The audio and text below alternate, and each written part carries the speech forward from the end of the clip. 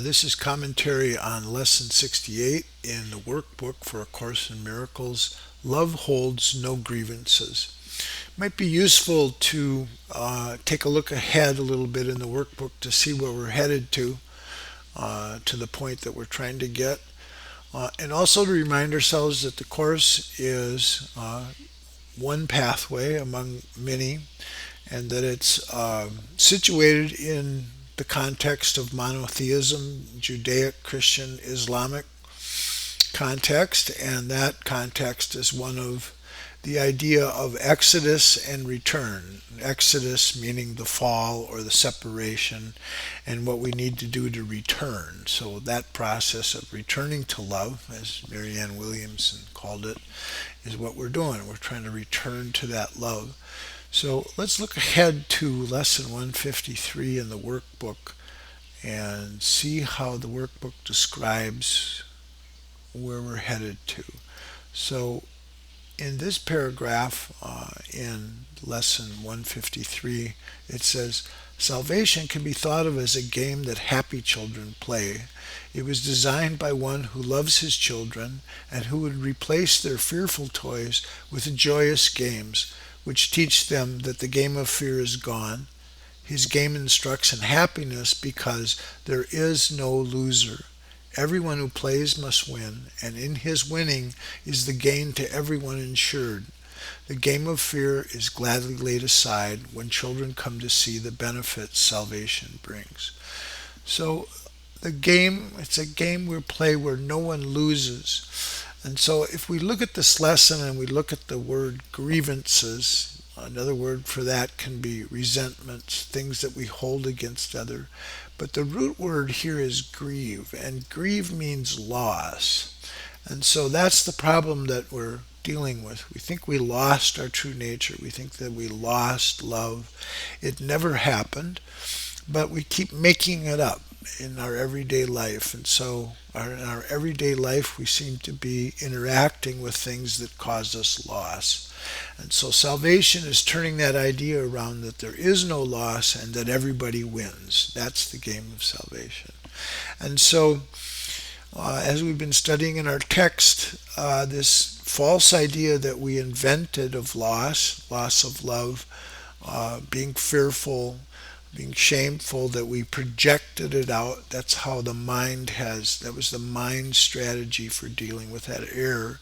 And so it's with those projections that uh, we need to work with. And that's where the change will come, is changing those projections or our interpretation of them, or our sense of what they mean.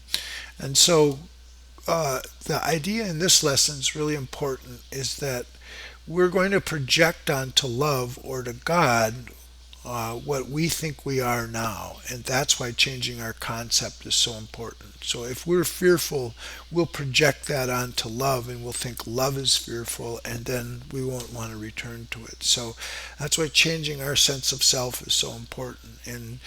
Um, and we begin that change with changing how we see the world. Instead of projecting onto the world its ability to make us lose, we project onto it that we're all winners. So changing our sense of who we think others are is changing our sense of who we think we are. And then we're changing our sense of what we think God is, and then we're willing to return. All right, so the lesson starts with, "You who were created by love itself can hold no grievances and know yourself. To hold a grievance is to forget who you are. To hold a grievance is to see yourself as a body. To hold a grievance is to let the ego rule your mind and to condemn the body to death." All right, so that's how big it is to hold a grievance. Right? It's not just this little sigh of resentment that, that bastard or that bitch, or one little sense of vengeance. It's much deeper than that. It's to see ourselves as a body, and it's to let the ego rule our mind and condemn the body to death. So if I'm a body, that's my ultimate outcome, is death. So that's how big grievances are. We can't start there, but we want to know that that's the consequence of holding what seems to be inconsequential, just this little irritation with somebody. It's that big. It grows that big in the mind. So that will motivate us to let go of grievances. So he says, perhaps you do not yet fully realize just what holding grievances does to your mind. It seems to split you off from your source and make you unlike him. It makes you believe that he is like what you think you have become, for no one can conceive of his creator as unlike himself. Shut off from yourself, which remains aware of its likeness to its creator, your self seems to sleep, while the part of your mind that weaves illusions, in other words, grievances, in its sleep appears to be awake. Can all this arise from holding grievances? Oh, yes, for he who holds grievances denies he was created by love, and his creator has become fearful to him in his dream of hate. Who can dream of hatred and not fear God? It is as sure that those who hold grievances will redefine God in their own image as it is certain that God created them like himself and defined them as part of him. It is as sure that those who hold grievances will suffer guilt as it is certain that those who forgive will find peace. It is as sure that those who hold grievances will forget who they are as it is certain that those who forgive will remember. Would you not be willing to relinquish your grievances if you believed all this were so? Perhaps you do not think that you can let your grievances go. That, however, is simply a matter of motivation. Today we will try to find out how you would feel without them. If you succeed even by ever so little, there will never be a problem in motivation ever again. So that's setting this goal. This is saying that if we can get a sense of how it's going to feel like, that nothing can make us lose, that in this lesson it's going to say everything is our friend. If we can get just a hint of that, then it'll build our motivation, and from there on we'll make good progress. So begin today's extended practice period by searching your mind for those against whom you hold what you regard as major grievances. Some of these will be quite easy to find. Then think of the seemingly minor grievances you hold against those you like and even think you love. It will quickly become apparent that there is no one against whom you do not cherish grievances of some sort. This has left you alone in all the universe in your perception of yourself. Determine now to see all these people as friends. Say to them all, thinking of each one in turn as you do, I would see you as my friend, that I may remember you are part of me and come to know myself. Let me read that again. I would see you as my friend, that I may remember you are a part of me and come to know myself. So as each of these arises in our mind, and it starts with the major grievances and then moves to even these little minor senses of irritation with somebody that we like or even love, we deal with all of those and then say, I would see you as my friend, that I may remember you are part of me and come to know myself. And now here's really important.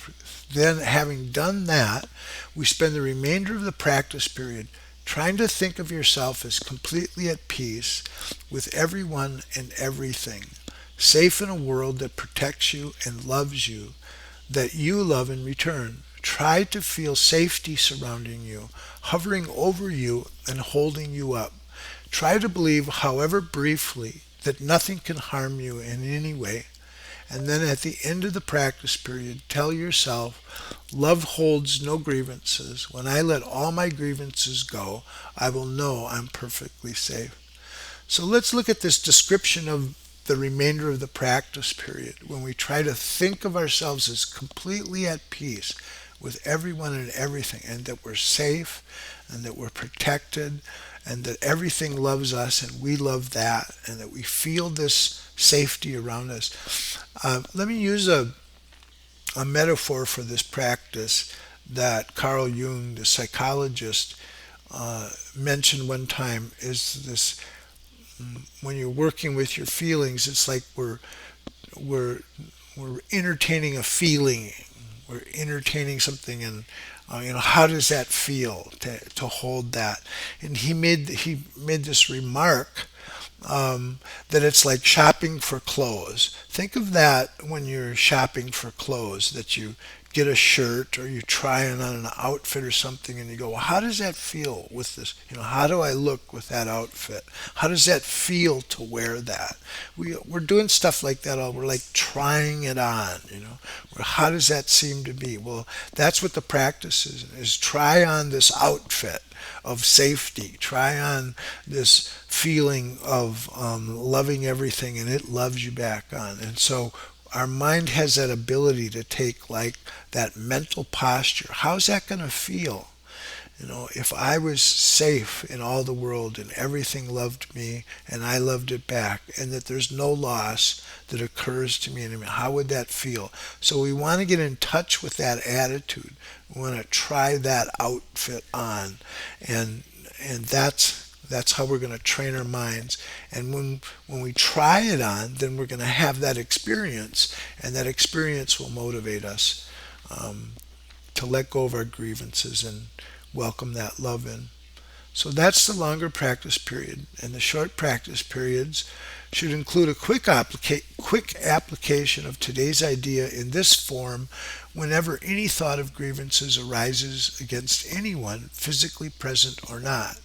All right, so this is when this is practice by need, right? So when the need arises, then we quickly do a practice, and so that's at any thought of grievance arises against anyone that's there or not, someone that we think of in our past, or somebody that's not there, or somebody that is there. And we say, love holds no grievances. Let me not betray myself. So that's a practice. Whenever uh, our frustration arises and we're ready and we're able to practice, then that's when we should practice. That's when we'll be able to make gains, is that when we set down the line and say, I'm not going to tolerate this activity in my mind. I'm not going to allow this to take a hold of me. This is not what I want. So we can practice then.